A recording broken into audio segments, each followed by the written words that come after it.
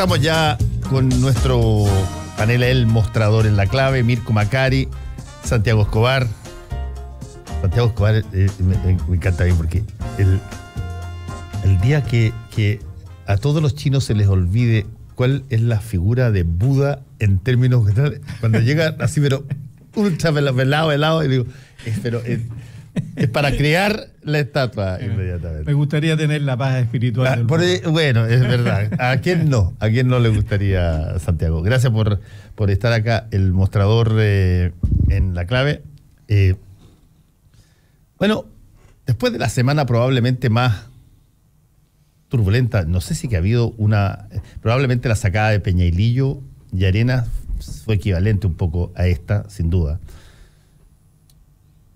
Pero ahí se estaba casi empezando el gobierno, por lo tanto uno avisoraba un tremendo plazo para poder enmendar las cosas. Aquí ya se está terminando y por lo tanto la gente no advierte que se vayan a poder las cosas nivelar en materia de opinión pública. Por lo mismo lo de Peñailillo fue dramático y esto fue patético. Claro, exacto, puede ser así, para ponerlo en términos de lo primero, como quien decía esa frase de que... Y entonces, en la actitud de la presidenta la primera se presenta como tragedia, la segunda como farsa. Como comedia, sí. En el 18 de Brumario.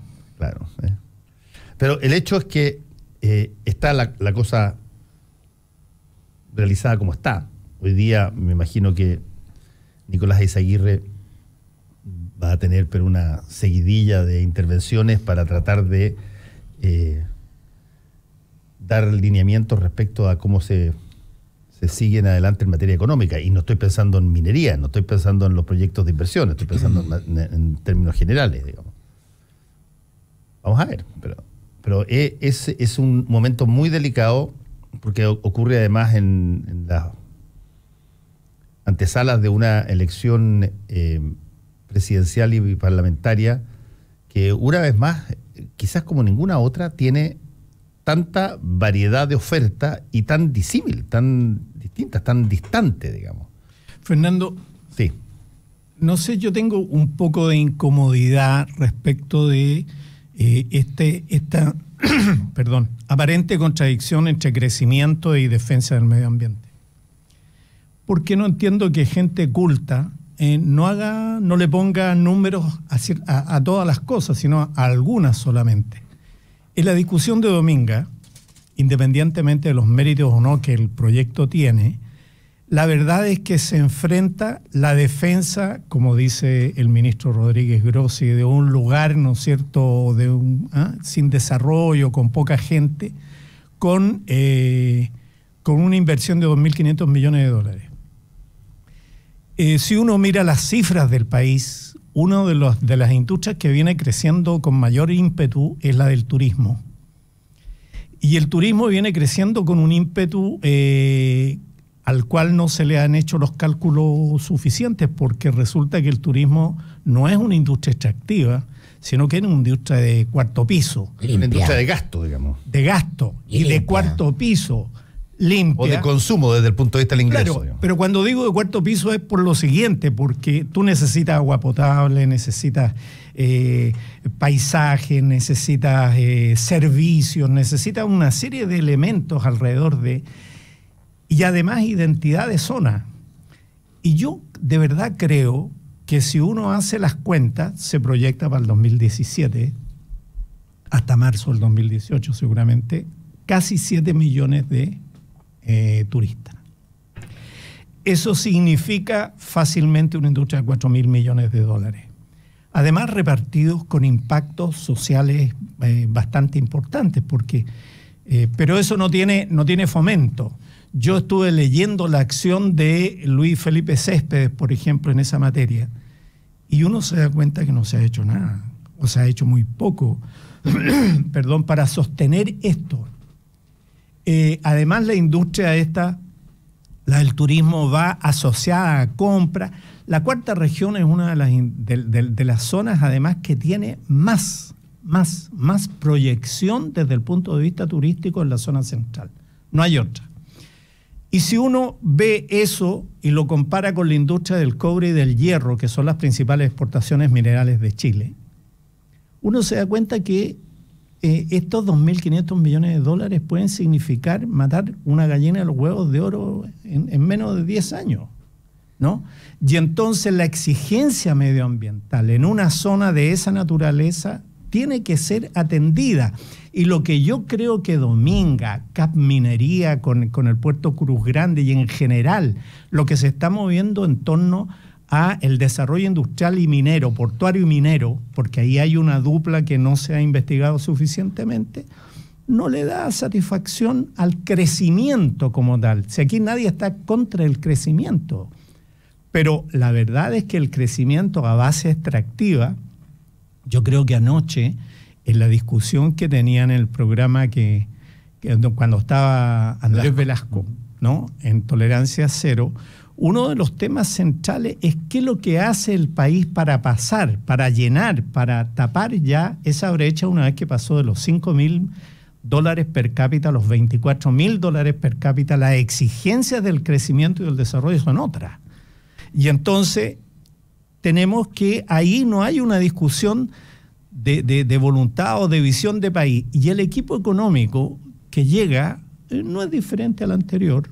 Y yo creo que se produce fundamentalmente porque el tránsito a una visión de país, de desarrollo de país, no se ha hecho, y las cuentas sobre lo que tenemos de verdad no las hemos hecho. O sea, no le hemos puesto cifras a lo que significa el medio ambiente. Y creemos que el medio ambiente no significa crecimiento, pero por favor, es mucho crecimiento. Además, un crecimiento con mucha redistribución inmediata. La minería se demora en mostrarse como redistribución y viene impositivo y viene inversiones. El turismo significa bienestar casi de inmediato desde el punto de vista de la redistribución. Esas cifras no están. Búscala en turismo, en la subsecretaría de turismo que depende de economía. Sí. No hay una cifra, no hay nada. Y dirige la hija del senador Monte. Dirige la hija del senador Monte. Y bueno, por ahí pasó el Toy Rodríguez, ¿no es cierto? Perdón, el ministro Jorge Rodríguez Grossi. Y no han hecho nunca nada. Mirko Macari. Parece que hubiera dormido contigo, Santiago, pero no es así. A lo mejor. Que no puedo estar más de acuerdo. Yo preferiría que este tipo de cosas los pusiéramos cuando es autorizado emitir contenidos de nivel de adulto. Para mayores de 18 Triple X. A las 10 de la noche. Yo no puedo estar más de acuerdo con Santiago porque si tú te fijas el fin de semana una lata de repetición de todos los líderes de opinión del mantra, la monserga del crecimiento y lo que revela esa tensión en torno a esa tensión aparente, ¿no? Ficticia entre naturaleza, medio ambiente y crecimiento, es la falta de contenido, de capacidad discursiva de la política, porque cuando se refiere al crecimiento no hay ninguna disquisición acerca del contenido de ese crecimiento, que permite múltiples posibilidades, como dice Santiago. Y entonces a lo que estamos asistiendo como fenómeno de fondo, más allá de la descomposición del gobierno, es a la decadencia de la élite, porque la élite en su conjunto, eso es lo que expresa ese mantra del crecimiento, es incapaz de conceptualizar, de actualizarse, de hacer refresh a un paradigma en el que funcionó durante un tiempo, pero ese paradigma ya está obsoleto por el cambio en el mundo, no porque alguien lo decrete. Entonces, por el cambio, el paradigma son, para explicárselo a los auditores, los lentes a través de los cuales miramos la realidad. Si el cristal es de color amarillo, la vemos de color amarillo. Y cambiar de paradigma es cambiar el color del cristal. Entonces, la política, entre otras razones, pierde sentido atractivo y conexión con la audiencia y particularmente con las nuevas generaciones, porque le habla en un lenguaje carente de sentido de actualidad. Cuando digo de actualidad, digo del momento histórico que vive el mundo. Entonces, este modelo desarrollista, que tiene su anclaje originalmente histórico en la revolución industrial y también en el desarrollo de la ciencia, concibe el fenómeno de la naturaleza como un fenómeno separado de la vida humana, ¿no? De hecho, en economía, en la formación clásica de estos tipos, desde Valdés a Rodríguez Grossi, de Izaguirre a Velasco, de izquierda a derecha, en su formación, en la construcción de su ADN intelectual, está el pensamiento fragmentario que posibilita la ciencia. Meternos a la microfísica de los fenómenos implica dividirlos, separarlos. A no es B y no es C y no es D. Y estamos en un momento de cambio de paradigma donde estamos viendo que todo está interconectado e interrelacionado. Y entonces los seres humanos no podemos vivir de la naturaleza. Vivimos en la naturaleza. No es distinto el destino del ser humano al que tenga el planeta. Y a esa es la crisis a la que nos enfrenta el cambio climático. Cambio climático que no es en 1, 5, 10 años más. Es ahora, lo estamos viendo. Pero no somos capaces de conceptualizarlo porque no, como élite, como grupo que dirigen el país, porque no tenemos las herramientas para eso.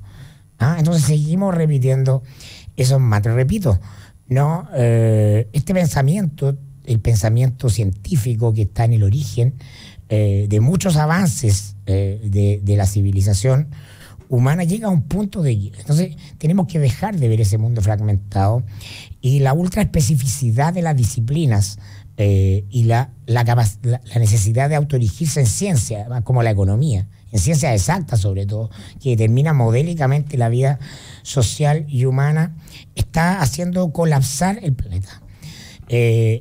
Para aterrizarlo en simple, Santiago habla del turismo en la cuarta región. Podemos crecer mucho más, mucho más saludablemente, mucho más integradamente a partir del turismo, pero es, por ejemplo, en la cuarta región solo un turismo de descanso, un turismo tipo Caribe, así de resort, ¿no? ¿Qué es lo que ofrece la cuarta región? Y la cuarta región te ofrece una cuestión que es muy especial en el mundo, el cielo más limpio del mundo, a través del cual el ser humano observa el universo, ¿no? ¿Por qué está de hit de venta el libro de José Massa, Somos polvo de estrella? De María Teresa Ruiz y el hijo de las estrellas también. De divulgación científica. Entonces tenemos algo que ofrecer al mundo con contenido para ir a ver allá. En la costa tenemos este centro de biodiversidad único y especial, el pingüino, etc. Y hacia la cordillera tenemos esto otro, pero no somos capaces de verlo. Entonces es cansador, es agotador el mantra de crecer, crecer, crecer. Valdés, Isa Valdés, viene el caos. Hay un discurso que te hace que lo más entretenido el fin de semana sea ver Netflix, de verdad, leer los diarios. Pero mira, deja de plantearte una cosa respecto a eso a ustedes dos, que a mí me parece interesante, porque por último, no sé si es que vamos a llegar a conversar de eso, pero hay una aproximación a eso, y que es lo siguiente. Desde la transición, del inicio de la transición hasta ahora, básicamente la lógica económica ha estado basada fundamentalmente en variables cuantitativas de lo que podríamos llamar desarrollo. El crecimiento, el ingreso per cápita, cómo algo va a contribuir o no va a contribuir al PIB. Todo lo que hablamos tiene que ver básicamente con variables cuantitativas. Las variables cualitativas de desarrollo, que son las que nos agobian, porque son las que nos angustian cuando vemos que los hijos nos dan el ancho en el colegio, cuando vemos que los niños no entienden lo que leen, cuando vemos la dificultad de encontrar libros en las casas de los papás para que los cabros vean, cuando vemos imposibilidad de asociarse para enfrentar conjuntamente un tema común, porque eso se supone que no debe pasar, cada uno se rasca con sus propias uñas. Cuando las variables cualitativas de desarrollo desaparecen del entorno, bueno, prácticamente lo que domina ahí es la lógica de, un poco como decía Mirko, el cálculo del beneficio económico extractivo, el beneficio económico más rápido, el beneficio económico inmediato. Cuando Sarkozy llegó al poder en Francia, una cosa bastante sorprendente, un presidente de derecha, convoca a Stiglitz, a Joseph Stiglitz, que es un liberal, aquí sería de centroizquierda, y a Amartya Sen, que es un premio Nobel de Economía. Ambos son premios Nobel de Economía, uno es abogado, Amartya Sen, y el otro es economista. Los dos sacaron premio Nobel de Economía. Los convoca para con una sola misión. ¿Me pueden entregar, por favor, para Francia, me pueden entregar variables por las cuales medir el desarrollo del país que no sean las cuantitativas? ¿Dónde habría que poner los esfuerzos? ¿Dónde habría que invertir para que las variables cualitativas de desarrollo aparecieran? Ese documento es excepcional y está disponible para todo el mundo. No lo pudo hacer cumplir Sarkozy por otras razones, pero está. Aquí en Chile, cada vez que tú hablas de algo que no sea numérico en materia pública, no te lo entiendes. No tiene ningún valor. Cero valor. Por lo tanto, tú dices, oye, hagamos del turismo una alternativa extraordinaria en la región de Coquimbo. ¿Qué? Eso no da nada, hombre. Tú tienes la imagen puesta en la cabeza de que de la chimenea que tira humo. Pero mira, el problema es 2 ejemplos respecto a la cuarta región para profundizar en esto con ejemplos concretos. Uno de los principales problemas de la producción minera es el agua, ¿no es cierto? Y el agua del hierro, además, porque el hierro está concentrado en la cuarta región. Las tortas de relave son húmedas. Y a medida que van creciendo, van provocando lo que provoca el agua en todas partes. Se va filtrando y se filtran las napas. Entonces, uno de los problemas que tiene la minería hoy día es sacar el agua que tienen las tortas de relave a objeto de dejarla lo más inerte posible para que no generen riesgos, daño ambiental objetivo, contaminando napas, etcétera. ¿Acaso Dominga o alguno de los proyectos en los 2.500 millones de dólares que ofrece Dominga está esa mitigación ambiental? ¿Está la mitigación ambiental de sacarle la humedad a las tortas de relave, por ejemplo? Punto 1. Punto 2, en la construcción de los puertos. Yo no digo que no haya que hacer puertos. El tema fundamental es que los puertos son una actividad contaminante respecto de una actividad esencial hoy día por los volúmenes de carga, etcétera. Las aguas de lastre. ¿Qué son las aguas de lastre? Son las aguas con las cuales se equilibran las bodegas vacías de los barcos cuando navegan en busca de carga.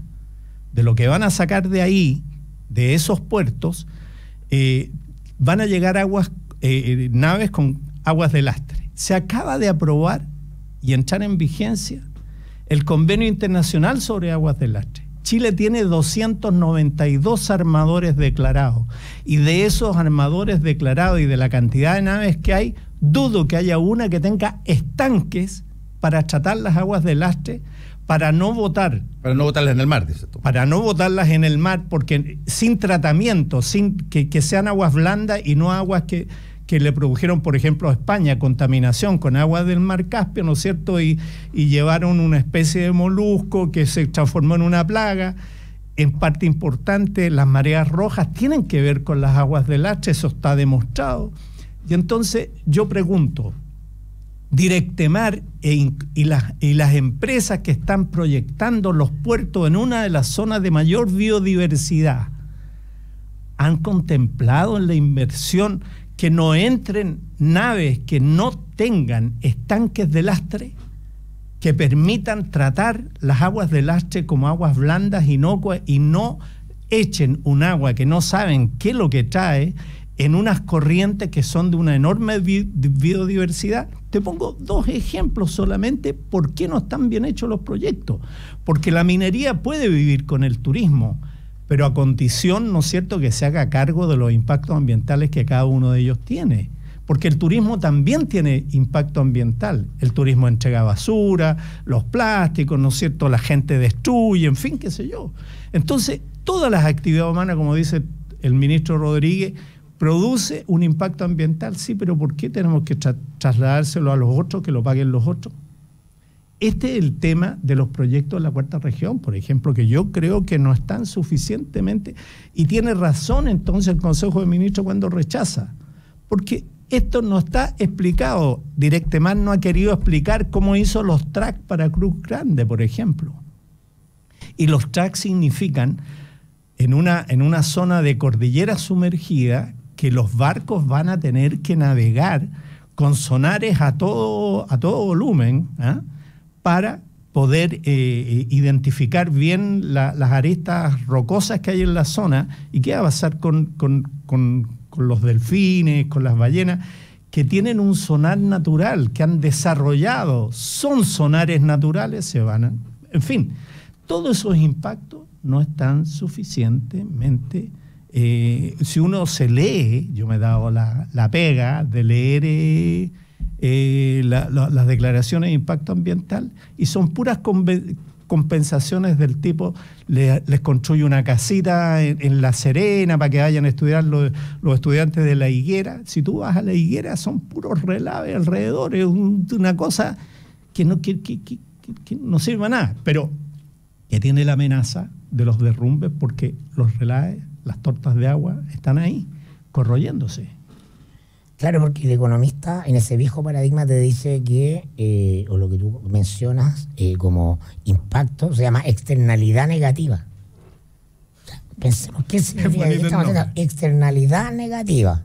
Eso es lo que quiere decir el ministro Grossi Rodríguez Grossi, técnicamente. Entonces, en esa concepción, lo ecológico es distinto de lo humano. La naturaleza está separada de la vida social del ser humano, de la política, de la economía. Y eso es una falsedad absoluta, pues. O sea, yo entiendo que esto corresponde a un estadio de desarrollo de la civilización occidental, pero estamos enfrentados a un momento en que eso tiene que cambiar absolutamente. O sea, en esa mirada que plantea Santiago, el crecimiento concebido como lo describe Santiago sí es incompatible con el medio ambiente. Porque lo ecológico viene del ecos, oikos, ¿no? Es el hogar. La raíz etimológica de lo ecológico es el hogar. El hábitat natural es nuestro hogar. Entonces tenemos que enfrentarnos. ¿Cómo nos enfrentamos al hogar? Nosotros, todos los seres humanos, cuando pensamos en el lugar, lo pensamos de manera amorosa, que es distinto de referir al lugar donde vivo, la casa o el departamento como una inversión. Pero tenéis que meterle lucas, porque si no vivís con gotera, ¿entendés? O sea, hay que ponerle alcantarillado. Aparte de recursos, tiene un espíritu. Tiene un espíritu. Es la emoción con la que me relaciono con algo. Sí, eso es decisivo. De los bienes públicos, Claro, de un sentido de lo público, porque es de todos, no puede ser de alguien. No se puede privatizar. Y responde a nosotros. En esa crisis de paradigma estamos, y no veo salida en Chile para eso. Afortunadamente las nuevas generaciones lo asumen de otra manera, pero la conversación política está carente de ese sentido, de ese contenido. Y lo que vamos a ver más allá de quién resulte elegido en el fondo es que esa brecha se va a seguir profundizando y se va a seguir distanciando, porque si hay alguien que es paradigmático emblemático de ese viejo paradigma de segundo antiguo, es Sebastián Piñera. En su lógica, en su dinámica, en su forma de enfrentar el problema de lo social, de lo humano, representa la esencia del modelo implantado en la transición, ¿no? La mirada de los economistas. Sí, a mí siempre me ha llamado la atención, yo te repito, esta ausencia de variables cualitativas de desarrollo cuando uno dice cómo crecen los países. A uno le esperaría, a uno le encanta escuchar que el país crece en materia numérica. Oye, estamos en 24.000 dólares per cápita. Pero cuando a ti te dicen de que estás en el lugar número 1 en materia de desigualdad entre los países de la OCDE, que es una apreciación cualitativa, no es cuantitativa, tú dices, chuta, ¿qué puede pasar cuando hay una situación como esa? Y ahí empiezan a surgir personas que dicen, mira, la forma de generar paz social consiste en que la gente no conciba la posibilidad de buscar atajos para mejorar su situación, porque el sistema le puede permitir que pueda crecer junto con el resto de las personas. Pero no puede ser de que crezca un grupo chiquitito de personas a tasas infinitesimalmente mayores que otro grupo muy grande de personas, porque si no esa gente puede eventualmente considerar de que el sistema no funciona y por lo tanto hay que hacer algo radical en materia. En el fondo lo que tú dices la derecha en el fondo y este pensamiento económico tecnocrático Esto no es solamente exactamente, bueno, que eso a eso quiero ir, viene a confirmar viene a confirmar la miopía del pensamiento marxista, que te dice que lo esencial de la política son las condiciones, lo que determina la política son las condiciones materiales de la existencia. Detrás de este pensamiento, ¿no?, que es transversal de derecha a izquierda, lo que hay es eso, una reducción de la vida humana a lo material. ¿Ah? Y eso se llaman las condiciones materiales de la existencia. Pero hay lo que te están diciendo todos los economistas de PAPA, oye, la gente está mejor si tiene más cosas, la gente está peor si tiene menos cosas. Y esa es una dimensión de la vida humana, la dimensión material. Entonces, esa es la crisis de la civilización occidental. Como con todo lo positivo y los adelantos y la tecnología que nos instalan en este minuto, compatibilizamos con otras dimensiones de la vida humana, ¿no? Y por eso que estamos en una crisis. Oye, pero yo solo totalmente de acuerdo, pero me gustaría hacer un punto sobre algo que ha estado ausente en la discusión de los candidatos y en la política. La discusión sobre los bienes públicos y qué entendemos por bienes públicos. ¿Ah? Porque no hay una discusión sobre bienes públicos. O sea, hay una discusión sobre inversión, hay una discusión sobre seguridad, sobre defensa del medio ambiente, pero los bienes públicos que hacen una parte sustantiva del bienestar de la gente no están en la discusión. No están. ¿Estás hablando aquí de infraestructura, obras públicas? No, obras públicas. Lo trayectivo, por ejemplo, la posibilidad del trayecto en una ciudad. Cada vez discutimos sobre el Transantiago, pero no discutimos sobre lo que significa un sistema de conectividad pública de calidad, ¿no es cierto?, para el bienestar de los ciudadanos. Hablamos siempre en términos de tiempo y productividad, pero no hablamos de calidad, del bienestar, ¿no es cierto? Parques, plaza, medio ambiente, olores, basura, en fin. Bueno, lo que te van a decir es que Santiago, bajo la lógica de lo que hemos estado conversando, te decís, Santiago, para que eso pueda darse, tú necesitas crecimiento porque eso te sustenta financieramente las posibilidades de tener plaza, de tener escuela, de toda. Tú no creces. Se te produce un loop permanente. Tú no creces en turismo, por ejemplo, ni aprovechas Valparaíso con el basural de las quebradas de Valparaíso o incendiando los edificios patrimoniales para que liberen en el plan unos metros cuadrados para levantar edificios. O sea, el tema básico aquí es el concepto de desarrollo, es la idea país que tú tienes. Yo no concibo, por ejemplo, que nosotros teniendo poca plataforma geofísica, montaña, torrentes de río, botemos todo al mar. Ese mar que tranquilo te daña está contaminado hasta el tuétano, porque todo lo botamos al mar, absolutamente todo, ¿no? Es nuestro tiltil. Es nuestro tiltil, exactamente. El mar de tiltil debería llamarse. Sí. El mar de tiltil y no el mar Pacífico, ¿no es cierto? Mira, entonces en este tipo de, en este enfoque, yo digo, hemos perdido la noción del lugar donde estamos. Por esto hablo de bienestar. Porque la verdad es que en las calles paso lo más rápido para que no me vayan a asaltar, porque está oscura, porque está sucia, porque está fea. Y lo trayectivo, como dice Paul Virilio, esa posibilidad de recuperar el trayecto como un espacio de vida, no está. Yo creo que lo que tú decías se desprende otra conversación que es tan larga y tan interesante y profunda como esta, que el argumento de, oye, para hacer todo eso necesitáis plata, y para tener plata necesitáis crecer. Y eso opera sobre la falacia de otra premisa que a mi juicio es completamente falsa, que es que lo que hay es escaso y no alcanza para todos.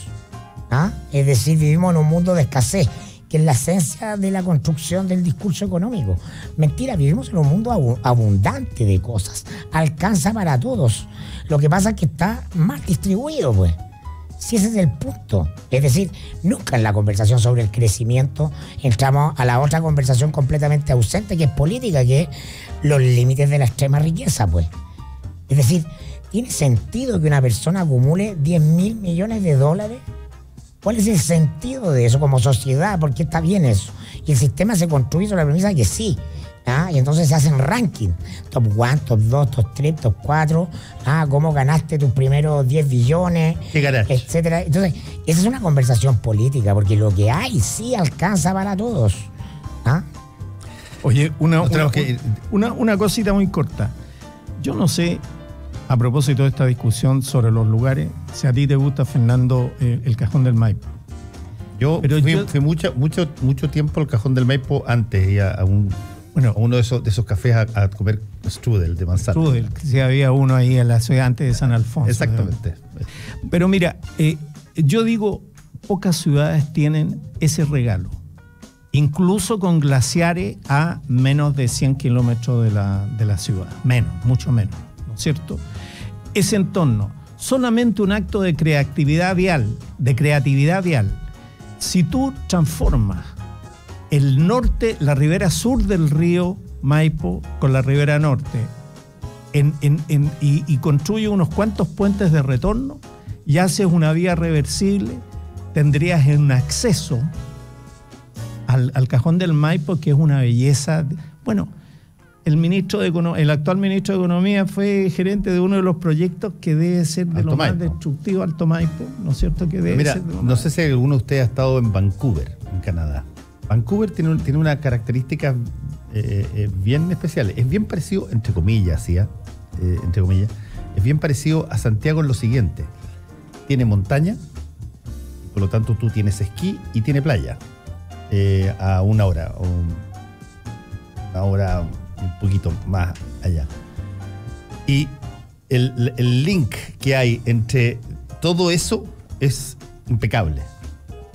Claro, Canadá probablemente tiene una mejor forma de hacer las cosas, o la ha hecho históricamente, pero te aprovecha profundamente de las condiciones de montaña y te aprovecha extraordinariamente las condiciones del mar, además de la ciudad que tú tienes, que es muy bonita, Vancouver. Nosotros tenemos acá una montaña que, si esa pregunta la haces en un plebiscito, ¿tú conoces, has ido alguna vez a la montaña del Cajón del Maipo aquí en Santiago? O sea, es total y absolutamente desconocida, digamos, como opción. Sí, vas más al mar, pero vas a los balnearios típicos en vacaciones. Tú no haces del fin de semana una cosa cotidiana que tiene que ver con salir a recorrer la ciudad. Eso no ocurre. Tienes que armar panoramas inducidos para, por ejemplo, ver el Día del Patrimonio. Y tienes que hacer una serie de cosas con publicidad y campaña para que tú salgas a conocer si no lo conoces nada. Entonces, hay un problema que tiene que ver con las variables, vuelvo a insistir yo, cualitativas de desarrollo. Y no solamente con las cuantitativas. No tengo ningún desprecio por las variables cuantitativas, creo que son tremendamente necesarias. Pero no son únicas. Pero no, y no solamente no son únicas, no son necesariamente a veces las más trascendentales que tú necesitas para determinadas materias. Yo comparto contigo en que hay ciertas cosas que conviene no tocar porque tienen mayor valor tal como son, en términos de... Son ciegas a la variable emocional de la vida humana, las variables cuantitativas. Ese es su problema. Entonces tienen que ser complementadas con otras variables. Por eso se habla del paradigma de la complejidad, ¿no? Que es distinto a la unidimensionalidad de lo que nos plantean desde la economía tecnocrática como esencia del... Ya, déjame volver un poco a la coyuntura, porque todavía tenemos poco tiempo. Déjame volver a la coyuntura con una pregunta. ¿Qué intentó decir Nicolás Eizaguirre, hablando del mismo que estamos hablando, con esa lógica que recordó a ese candidato a diputado que tenía como 3 segundos nomás en la franja y no se le ocurrió nada más que decir: yo les prometo trabajo. Esto fue crecimiento. O la Rosa de Arica, ¿no? La Rosa de Arica. ¿Qué significa una cosa como esa proveniendo de Nicolás Eizaguirre? Quiere decir, soy del mismo equipo que Valdés. Tranquilain. ¿Tú crees que eso? Eso es. Ese es un mensaje evidentemente no para... El ministro de Hacienda le habla a los empresarios. Bueno, en el software de esa generación, del que nunca van a salir. O sea, solo hay cambios generacionales, aparece gente nueva, y frente a esa gente ya no puede pensar distinto. Eso es lo que aprendieron, están como el perro de Pavlov, organizados mentalmente en esa variable. Entonces, el ministro de Hacienda le habla a los empresarios y tiene que dar señales de tranquilidad. Y hay toda una categoría de escucha y funcionó muy bien Nicolás Eizaguirre como ministro de Hacienda neoliberal del Lago.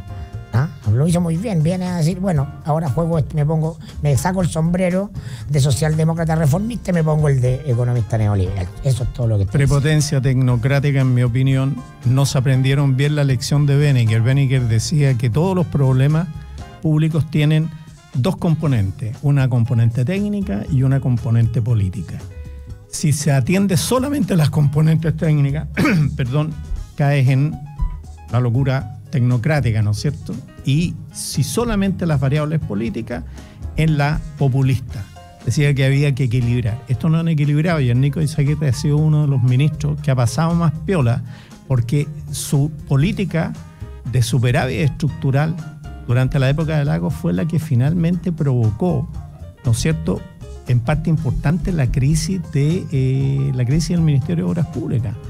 Él era el que decía: carguen a contrato, no carguen, no me creen gasto público, por favor disparen el gasto público hacia adelante, porque lo que tenemos que hacer aquí es ir apretando la regla fiscal a objeto de que no se vayan produciendo vacíos. Y en ese chutear para adelante con la presión de las cámaras para generar una industria de las concesiones, aparecieron los GATE y todos estos organismos para poder hacer lo que había que hacer para poner en funcionamiento esa industria. Nos tenemos que ir. Están echando.